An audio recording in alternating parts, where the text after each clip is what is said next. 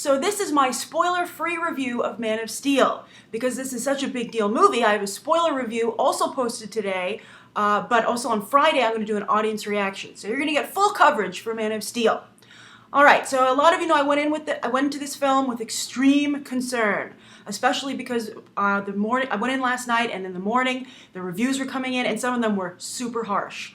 But I have to say, I think we can work with this. I see a lot of potential here.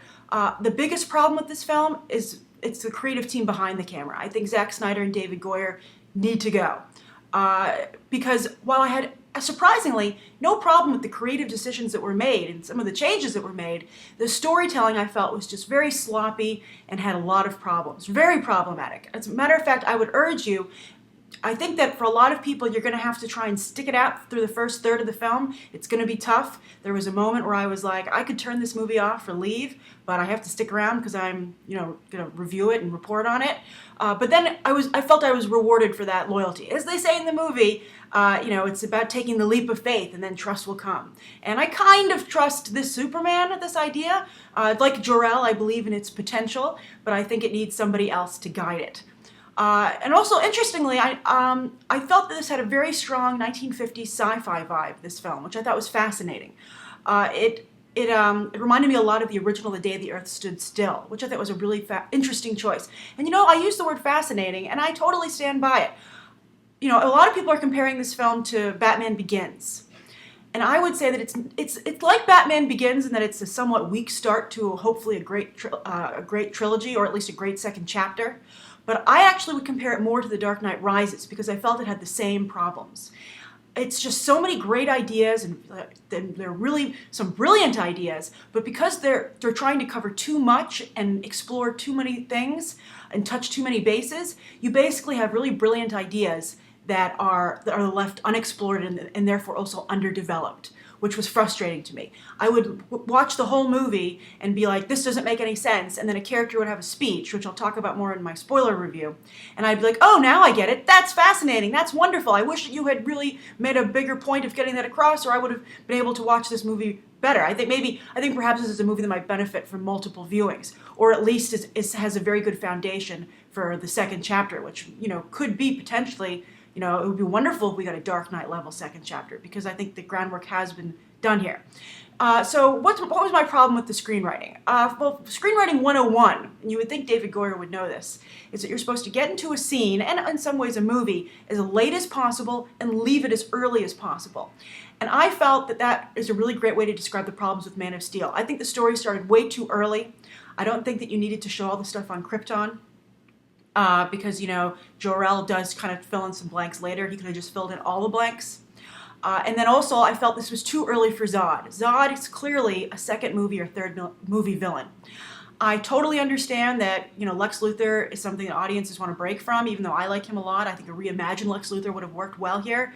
But I feel that the way they set up this emo Superman, and he is an emo Superman, I think that for the first movie, his greatest problem could be himself.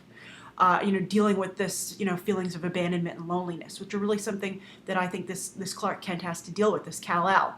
And it would have been great to see him explore that more. And also, I think his time in Smallville. There are some really touching scenes. They utilize a flashback storytelling method here, which I think did them a great disservice, because there are very touching scenes. For instance, there's a tornado scene. I'm not going to go into what happens, but everybody knows there's a tornado scene in this movie because it was publicized whether or not they should cut it, considering the recent tragic events here in the United States with tornadoes. But it was really, I loved what they did with it and the choices they made, and it had a lot of potential to be a wonderful scene if it hadn't been like 3 or 5 minutes long.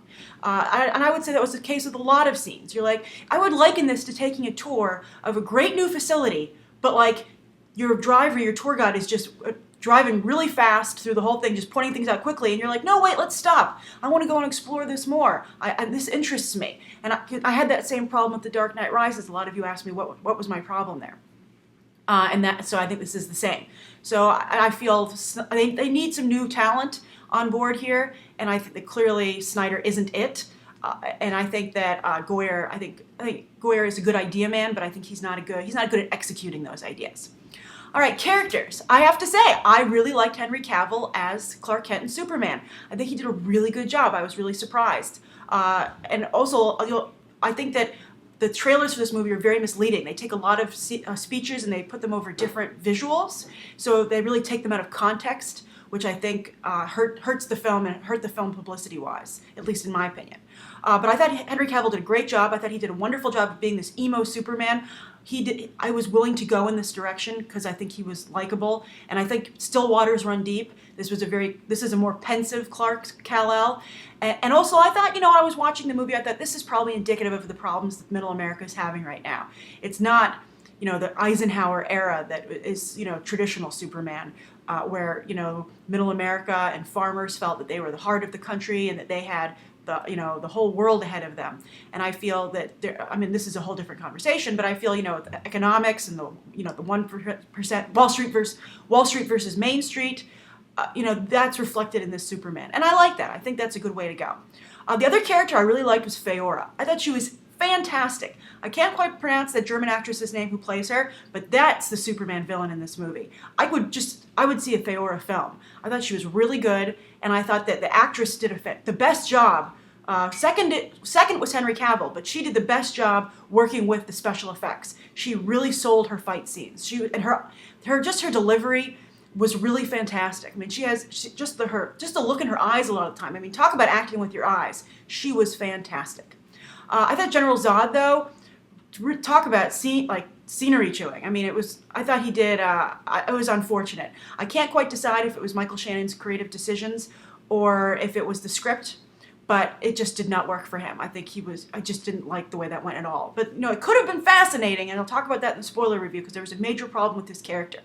The other thing was Lois. I thought Amy Adams did a nice job. Her hair didn't need to be dyed. I think she sold it. I thought she was very Lois. I thought the part was well written. I'll talk about that again more in the spoiler area. But I have to say, though, first of all, I think that there's no romantic spark with her and Henry Cavill, I felt. And I feel that they're only together because Clark is just so lonely. And so Lois is really the first person to kind of outside of his parents, be in on his situation and have some compassion for him. And that is, I think that's where their relationship is coming from, which I don't think is the healthiest place to come from. I don't think they have great chemistry. And also, I do have to say, making them a couple so quickly, it's like the typical problem with Superman. It's a little boring. And also, I have to say, I felt very bad for Amy Adams because this was the most unflattering way I've ever seen an actress shot, probably ever. If you are ever on camera, you need to be shot from above, not underneath. Underneath is the worst angle. And Amy Adams, I've seen her on the red carpet. I've interviewed her for The Master. She's very tiny. So I don't know if this DP was on his knees. I don't know how this happened.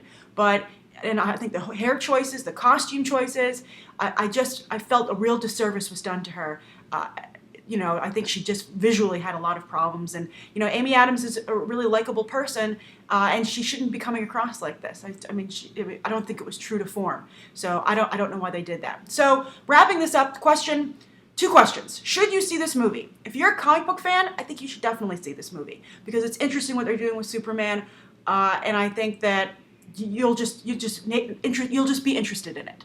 If you're not a big comic book fan, if you're not a big Nolan fan, I don't know how you're going to feel about it, to be honest, because as I said, I saw these reviews before I went in, and they were just so harsh, some of them, that I felt after seeing the film, I thought they were a little too harsh. But they might be coming from a thing where fanboys and comic book readers are open to different interpretations of their characters, a little bit of a darker look, but that might not be what the mainstream wants from Superman. So, as of this morning, Man of Steel on Rotten Tomatoes was down to 69%. And I just have a concern that the film might be rejected by the mainstream moviegoer, even though it's appreciated by the comic book viewer. And that would, just like Gatsby. I liked Gatsby, but it failed with a lot of people by turning them off with the music choice. And even if you personally like a movie, you have to admit, if it can't win over a large chunk of the audience, it's failed on some levels. I think this movie fails on a lot of levels, but I think it succeeds on enough that, as I said, you don't have to get rid of it. So that's my final comment. Is this the beginning blocks of a DC cinematic universe? I say yes. I think Warner Brothers needs to stop these false starts. They need to just, grin and bear it. And I think that, as I said, I would replace the creative team of Snyder and Goyer. I would not continue with them at all. I would give them a nice payoff and say thank you for your time. I would keep the cast, definitely. And I think that when I was watching the movie, I think one of the things that appealed to me about it the most was that I could see it meshing with Nolan's Batman. I could see Christian Bale and Henry Cavill working together at world's finest. And I've seen a number of people point out that should be the next step. I agree. I wouldn't go right to Justice League. I feel that would be a mistake, and I'm still having trouble imagining those characters in this world. They made Superman work in this world, but Superman is an anomaly with serious religious undertones. So I think that would really be diluted if there were other super beings suddenly. It would be like if there was more than one Jesus. It just doesn't work. So that's how I feel. So that's my thoughts on this film. I guess some people have been saying I should be grading things. I would, I have to say, really, really, like on an A to B, like on the grading scale of that, I would give this a B minus. And I think on a 1 to 10, I would give it like a 6. 6 is a little harsh, but I have to, it has serious flaws. But I do want to see more from this universe, and I think that is perhaps the best takeaway and a silver lining for fans and also for Warner Brothers. All right, so hope you'll check out the spoiler review. Thanks for watching, and see you soon. Bye.